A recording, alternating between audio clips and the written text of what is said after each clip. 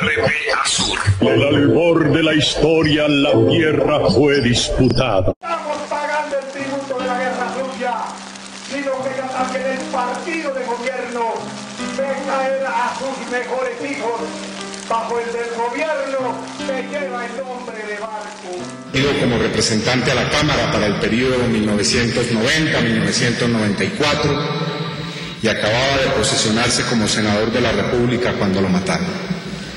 Una franja tricolor señala la curul que lo ocupaba en este recinto. En este mismo lugar en el que nos encontramos hoy, el 19 de octubre de 1993, denunció que iban a atentar en su contra 3 generales del Ejército Nacional e integrantes de grupos paramilitares bajo la operación Golpe de Gracia, un plan macabro que terminó con la vida de otros miembros de la dirección de la Unión Patriótica y del Partido Comunista, así como le costó el exilio, como lo hemos visto, a la concejala Aida Bella y al senador Hernán Mota. Meses después, el 9 de agosto de 1994, sin que las autoridades hubieran tomado ninguna clase de medidas para evitar su inminente asesinato, ocurrió el crimen anunciado exactamente tal y como él lo había descrito en la sesión del agitado control político aquí en la Cámara. En un operativo mixto, militares y paramilitares lo asesinaron cuando venía aquí a la Comisión Segunda Constitucional a defender en calidad de ponente el proyecto de ley que ratificaba la adopción del protocolo segundo adicional a los convenios del derecho internacional humanitario. Acompañando ese operativo estuvo presente el propio jefe paramilitar Carlos Castaño. Así lo narró en el libro Mi Confesión. Según los paramilitares, había recibido esa orientación de los generales a través de uno de sus asesores, el señor José Miguel Narváez, quien dictaba un curso en los centros de sicarios de las Autodefensas Unidas de Colombia, llamado ¿Por qué es legítimo matar comunistas en Colombia? Esa misma suerte la corrió buena parte de la bancada parlamentaria de la Unión Patriótica. Uno tras otro, 7 de sus congresistas fueron asesinados. Algunos de ellos murieron avalados en sus casas delante de sus familias. El sucesor de mi padre, el senador Hernán Mota, como ustedes lo han visto en este acto, vive hoy en el exilio. Lo amenazaron a él y a su familia, la cual había ya sufrido el homicidio del hermano de Hernán, también militante de la Unión Patriótica. Llegará el día, señoras y señores parlamentarios, en que a esa bancada aniquilada por la violencia se le rinda un merecido homenaje.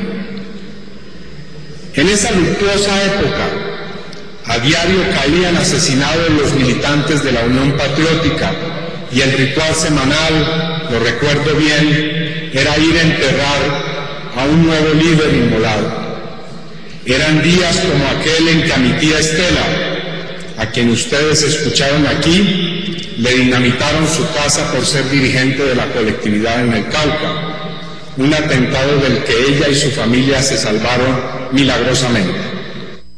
Días como aquel en que nos despertamos con la noticia del asesinato de Bernardo Jaramillo, de Jaime Pardo Leal o de José Antequera, en los que las noticias eran como aquella, también la recuerdo bien, acerca de que en el sepelio de un concejal de la Unión Patriótica en el Meta, los paramilitares habían puesto ante la funeraria un potente equipo de sonido, habían montado una fiesta y al salir el cortejo fúnebre dispararon matando e hiriendo a algunos de los familiares y dolientes.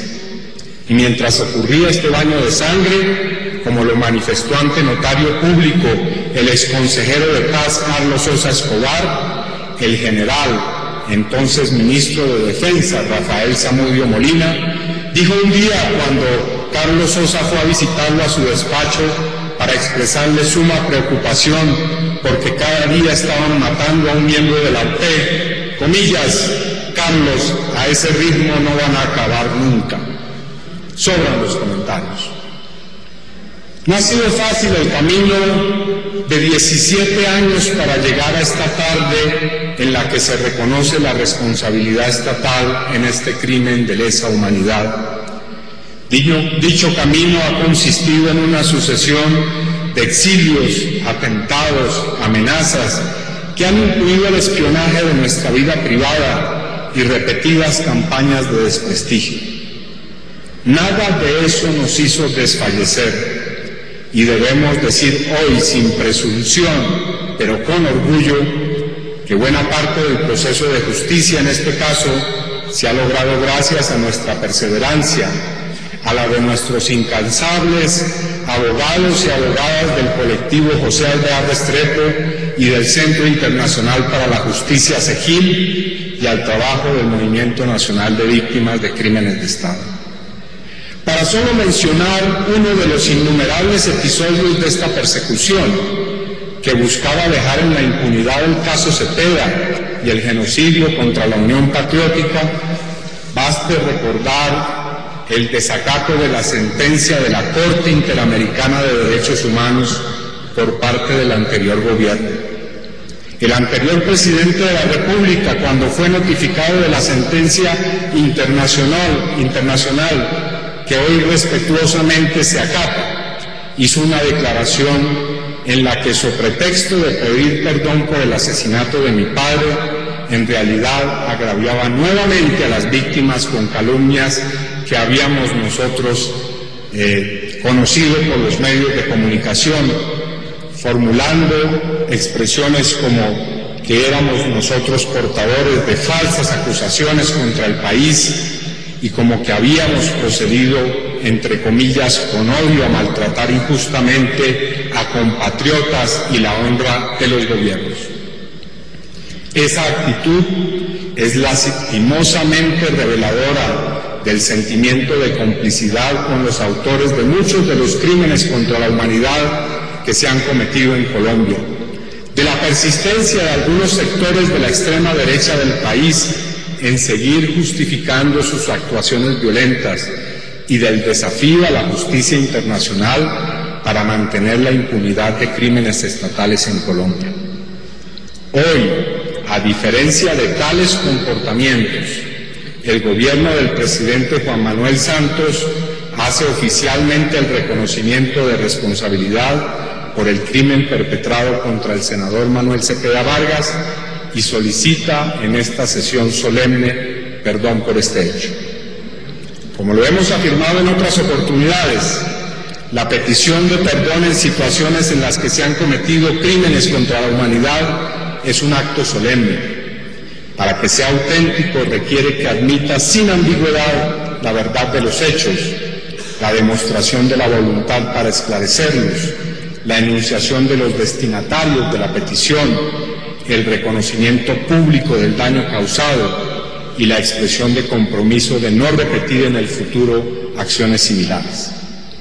Al cumplir con la sentencia de la Corte Interamericana de Derechos Humanos, el Gobierno Nacional no solo honra su deber de acatar y poner en práctica las medidas de reparación dictaminadas por el Tribunal Internacional en un caso particular, al mismo tiempo realiza una acción simbólica que tiene al menos 4 significados profundos para la sociedad colombiana que quiero destacar brevemente.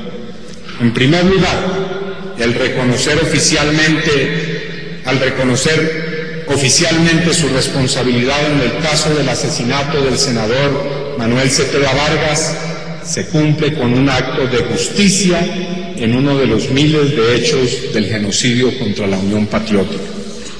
La Corte Interamericana estableció nítidamente que el Estado colombiano, además de ser responsable por acción y omisión del homicidio político contra el senador Cepeda, fue responsable de haber violado un conjunto de derechos fundamentales, haber negado la justicia y mantener la impunidad sobre los máximos responsables que ordenaron y planificaron el asesinato, haber negado la alianza criminal al más alto nivel entre sectores de las fuerzas militares, y los grupos paramilitares, haber atentado contra la libertad de expresión y de asociación política de Manuel Cepeda en tanto comunicador social y miembro y líder de la Unión Patriótica y el Partido Comunista, intentar destruir o tergiversar la memoria del hecho y dañar gravemente nuestra honra y dignidad, desarrollar una incesante persecución contra quienes buscamos justicia en este caso, llegando incluso a llevarnos al exilio, etcétera, etcétera, etcétera. La Corte Interamericana de Derechos Humanos sentenció que el asesinato perpetrado el 9 de agosto de 1994 contra el senador Cepeda tiene las características de un crimen de Estado.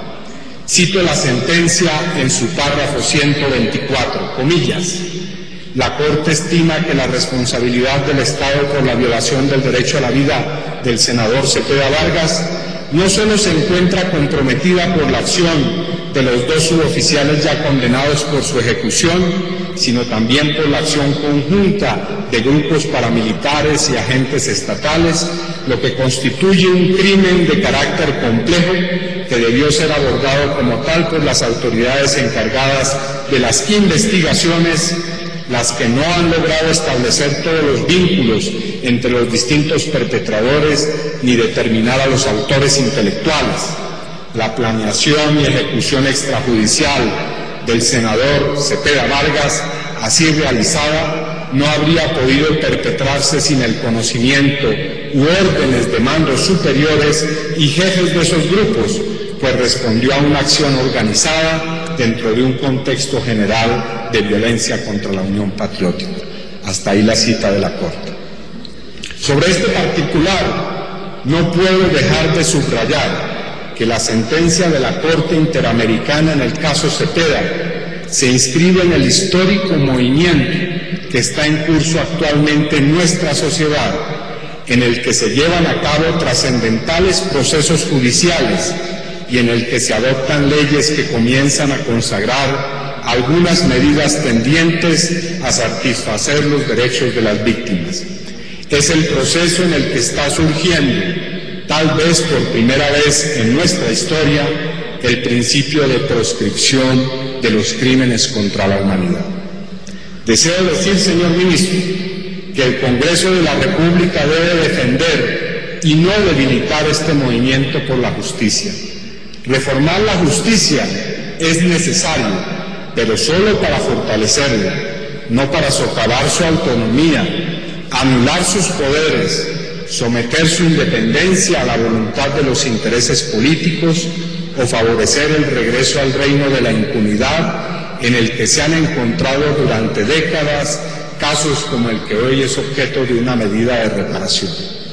Debemos fortalecer la actuación de las altas cortes, de la justicia constitucional, de la Fiscalía General de la Nación y de los órganos de control. En segundo lugar, el acto de hoy tiene el significado de ser un reconocimiento de la verdad histórica y en este sentido de nuestra dignidad y de la dignidad del senador Manuel Cepeda Vargas. Este reconocimiento comienza a cerrar definitivamente la discusión acerca de la naturaleza de los crímenes que se han cometido en las últimas décadas contra miles de miembros de la oposición política en nuestro país y se constituye en un precedente fundamental para esclarecer el carácter del genocidio contra la Unión Patriótica y el Partido Comunista. Ha quedado clara la esencia política de este crimen y que los móviles que impulsaron a sus autores intelectuales eran los de acabar de raíz la Unión Patriótica como opción que tenía un programa de cambios sustanciales. No fueron el narcotráfico ni la venganza personal los que acabaron con un movimiento político entero. La verdad de este caso es que Manuel Cepeda era un líder político de oposición, quien fue asesinado para dar un golpe de gracia a la colectividad política a la que perteneció, que en el momento de su muerte había sido debilitada por miles de otros crímenes y que había sido declarada objetivo de planes genocidas que cumplieron rigurosamente su propósito hasta lograr debilitar sus estructuras y su influencia política. El tercer aspecto que tiene el reconocimiento del Estado es que este es un acto de hondo significado para la democracia y para el comienzo del procedimiento de la reparación política en el caso de la Unión Patriótica. La lección auténticamente democrática del sacrificio de los miles de miembros y líderes de la Unión Patriótica debe quedar por fuera de cualquier duda malintencionada. A pesar de que eran plenamente conscientes de que su vida corría un extraordinario riesgo, prefirieron asumir el peligro y muchos de ellos eligieron permanecer en sus puestos y actividades a sabiendas que ello les costaría la vida. Lo hicieron porque creían firmemente en la democracia y en la acción política no violenta. Esa convicción la defendieron con su vida y con la de los suyos. Quiero citar a este propósito lo que ha dicho el hijo de uno de los dirigentes de la Unión Patriótica asesinados, José Antequera. Comillas: en lo que se refiere a la Unión Patriótica es claro que la opción demostrada con la propia vida de sus militantes, una y mil veces, fueron la de la paz y la democracia, y eso, en vez de ser un motivo de vergüenza, es un orgullo y un legado generalizable. El día que vengan las disculpas que tiene que pedir el Estado colombiano, lo que debe venir es el reconocimiento de esa verdad. Que en Colombia no es delito ser comunista, como lo fue Manuel Cepeda, que la Unión Patriótica fue una esperanza real, que los derechos humanos deben ser garantizados sin distinción de raza, género, credo u opinión política. Hasta ahí la cita de José. No es legítimo matar comunistas, ni conservadores, ni liberales. No es legítimo matar a nadie por sus convicciones políticas.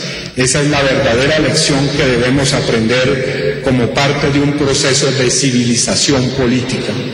Esa es la democracia, el diario ejercicio del diálogo y la decisión sobre asuntos vitales de la sociedad en medio de las contradicciones más álgidas, pero en la convicción de que podemos encontrar el acuerdo o cuando menos un ambiente propicio a la contradicción sana. Por último, la petición oficial de perdón en el caso Manuel Cepeda Vargas es un acto que renueva la esperanza en que Colombia podrá poner fin al prolongado conflicto armado que destruye al país. Difícilmente puede pensarse que Colombia llegará a la paz y a la reconciliación sin que se esclarezca el genocidio contra la Unión Patriótica. Se trata de uno de los grandes crímenes de nuestra historia que dejó una trágica enseñanza. No puede responderse a un pacto de paz o a un proceso de paz con la traición y el asesinato de quienes crean en la promesa de respetar la palabra empeñada por ese pacto. Y esta afirmación la dirijo a todas las partes del conflicto, a las que exijo no solo que respeten el derecho humanitario, a la población civil y a sus propios contrincantes, sino además que respeten los pactos y los procesos en los que se llegue a acuerdos para finalizar el conflicto armado.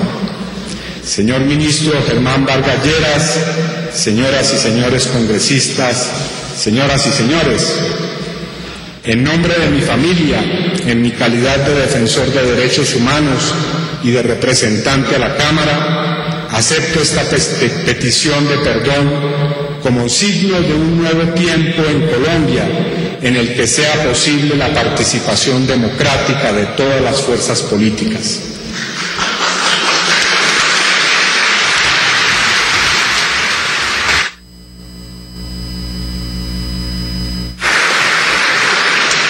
Acepto esta petición solemne de perdón como un acto que simboliza la convicción de que al eliminar sectores de la oposición se hizo un daño irreparable a la sociedad colombiana y que el gobierno afirma que es una situación que no puede ni debe volver a repetirse. Acepto este acto de reconocimiento, de responsabilidad, como un acto de esperanza de que es posible que entre todos construyamos la paz en Colombia, fundada en la democracia y en la justicia. Es importante pedir perdón y perdonar, pero más importante aún es trabajar para que en nuestra patria no se vuelvan a cometer crímenes que obliguen al Estado colombiano a pedir perdón y a las víctimas a perdonar. Nos creíamos inmortales, pero sopló el viento, decía mi padre en un escrito póstumo dedicado a mi madre Gira Castro y recordando a muchos de sus colegas y compañeros inmolados. Las víctimas del genocidio contra la Unión Patriótica no han muerto, vivirán por siempre en la memoria de nuestra sociedad. Su vida, como la demuestra este acto, no pudo destruirla la impunidad. Muchas gracias.